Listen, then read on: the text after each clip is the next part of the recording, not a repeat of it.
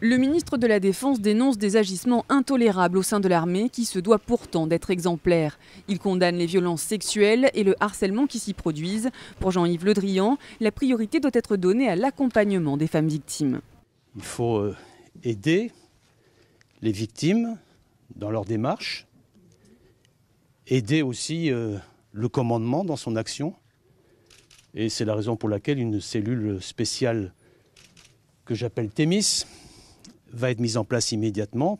Parmi les mesures phares annoncées par le ministre, l'inscription du harcèlement sexuel dans le Code de la défense et le Code du soldat. Mais aussi l'arrivée très symbolique des femmes dans les sous-marins, jusqu'ici exclusivement réservée aux hommes. Enfin, des femmes seront désormais encadrantes à Saint-Cyr, l'école de formation des officiers.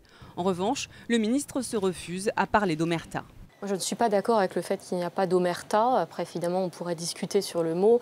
Qu'il y ait un silence, qu'on n'en parle pas en règle générale, ça c'est une certitude.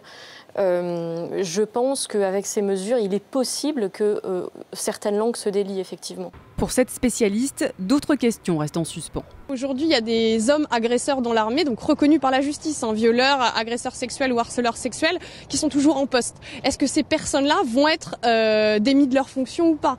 Jean-Yves Le Drian souhaite que la transparence de l'armée conduise désormais à des sanctions fermes et sévères.